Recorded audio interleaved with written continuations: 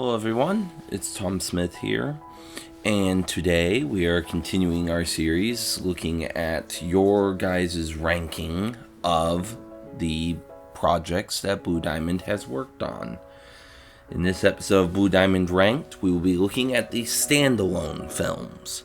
These are the films that are not connected to any other films, they do not have a sequel, or any connections to any other Blue Diamond projects. And we will be looking at the very first one we made that falls in that category, Calm Before the Storm, which came out in 2011. And when we look at the results of the poll, we see that 23% gave it an A, 8% gave it a B, 46% gave it a C, another 8% gave it a D, and 15% gave it an F out of 13 votes. And when we do all the math here, considering A a score of 5, B a score of 4, C a score of 3, D a score of 2, and F a score of 1, Calm Before the Storm ends up with an average score of 3.15. And I'm actually kind of surprised it even got this high. I don't think Calm Before the Storm is that great a film. It literally was me just testing out the camera and just testing out a few things here and there and looking at how the airsoft guns looked on the camera and that sort of thing. It was in way too dark of a room, so the brightness had to be turned up. I was still trying to get used to a new version of iMovie. So really it was more of a test film, so I'm kind of surprised it got as high of votes as it did. I personally would have given it probably a D on my own, but if people like it, I'm glad they do. But it ends up with a fairly low score compared to the other films that we have done so far. Moving on, looking at Voyage of the Undead, we see that 14% gave it an A, 43% gave it a B, 29% gave it a C, 7% gave it a D, and a final 7% gave it an F. And when we do all the math here, Voyage of the Undead ends up with an average score of 3.50. And this, I'd say, is pretty fair. It's a pretty fair score. Voyage of the Undead is a very simple film, but then again, we were doing it for a 48-hour film festival, so there wasn't a whole lot we could do. There are technically two versions. It's one of the rare films in Blue Diamond that has more than one version. There's the original 2-minute in length, because that was the maximum length we could do version, and then there's the director's cut, which was able to put in some more end credit, opening credits, a few extra shots, and just be able to spread it out a bit more than the original film had. We actually got one comment on this, which was from Kai Dun, who said, "I was disappointed, but I still liked it." And I can understand those feelings. It wasn't a perfect film by any means. It definitely has its flaws. And it didn't win anything in the film festival it was part of. But I was like, I want to do something different. I think we were one of two that actually tried a little more serious approach with zombies. And I decided to go the sci-fi route. Not my least favorite film, but definitely not one of my favorite films. And now moving on, what grade would you give What You Leave Behind? And we see here 21% gave it an A, 43% gave it a B, 7% gave it a C, 7% also gave it a D, and 21% gave it an F. Which, when we do all the math here, we see that What You Leave Behind ends up with an average score of 3.36. And to be honest, I was kind of surprised it got this low. I don't think it's that bad a film. I think if I was to re-rank my films, having rewatched a bunch of them, I think it would probably rank lower than I originally gave it. Because originally it was ranked, I think, 5th on my own ranking. Mainly just because it looks so good. But honestly, I think the story is definitely lacking. We definitely were struggling with the fact that we only had a weekend in which to film it. And we were working with a completely different camera, working with a Red MX1 camera, so we were still trying to get used to the camera. And I think the story could have been a lot better than what we did. So I understand a little bit. I think it's a little lower than it probably should be. I would probably said it would have been more fair to get more like a 3.8. I think would have been a lot more of what I would have expected. So this low score kind of surprises me, but honestly, if people didn't like it, people just didn't like it, and that's completely fair. It's our only film, actually it's one of two films, Monopoly the movie being the other, that actually were filmed in 4K HD. But I had a lot of fun filming it, and have a lot of great memories from making it, so that was one thing. I mean, a lot of things changed with the film. I mean, originally, Tyler Moy was not going to play the main character. The main character was going to be played by Micah Woodward. The main villain was going to be a completely different actor. Jake Riley literally had to step in at the last second, which, I mean, he gives the best performance he can, but to be fair to him, he wasn't really given enough prep time, because suddenly we were like, oh, we're short an actor.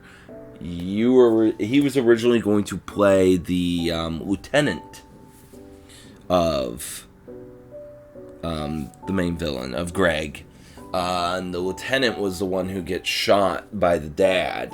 So Jake was originally going to be shot by Steve Hudson's character. So, but honestly, it's not the worst film, but it definitely suffered from working with a new camera, losing actors.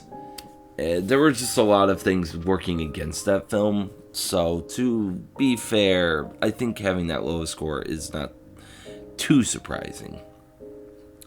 And now moving on, what grade would you give Hard Goodbyes? And we see that both A, B, and C all got 31%. 0% gave it a D, and 8% gave it an F.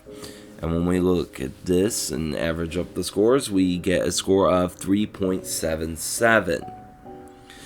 Which isn't surprising. It's a very simple script. It's actually one of the few films I've made that was not written by me or a story by me. This was written by Dakota Thompson, and I directed and filmed it. We just literally went out on campus one day and just filmed it.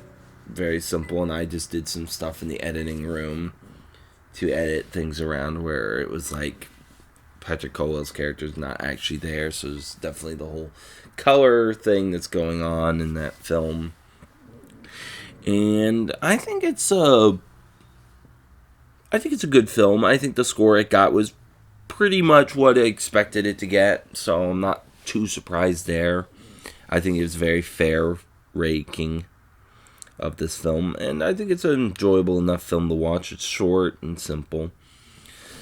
Now we move on to A Book by Its Cover, and with 10 votes, we see that 20% gave it an A, 0% gave it a B, 50% gave it a C, 10% gave it a D, and a final 20% gave it an F. And when we do all the math here, we find out that the score comes out to 2.90, which officially makes it the lowest score film of Blue Diamond.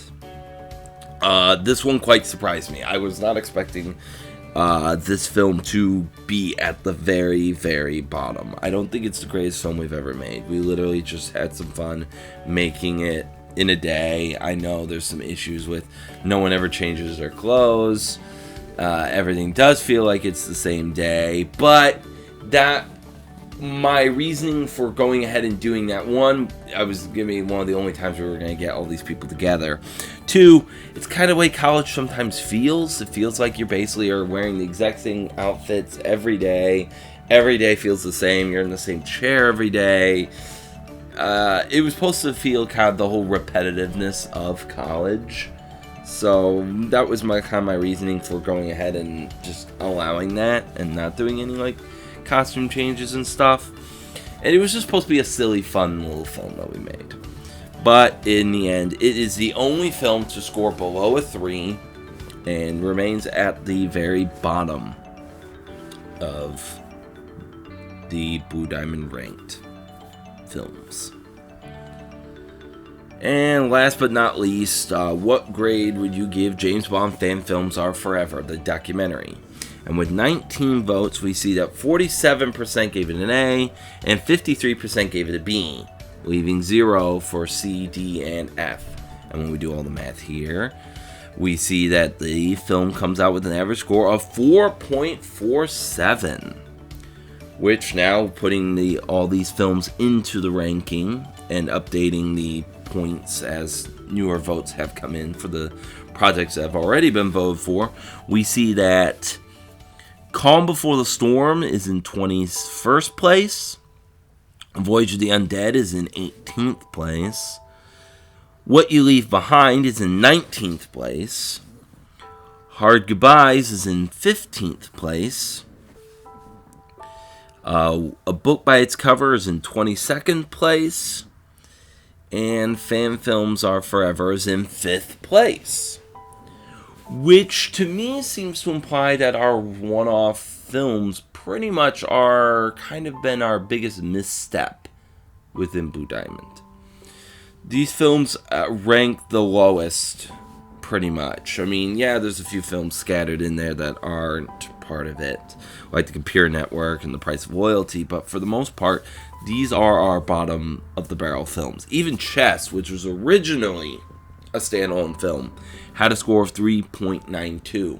The only one of our standalone films that has done any real good, it appears, by the amount of votes it got and the amount of people that were watching it and liking it, was just the documentary. James Bond Fan Films Are Forever ends up with a 4.47, ranks 5th.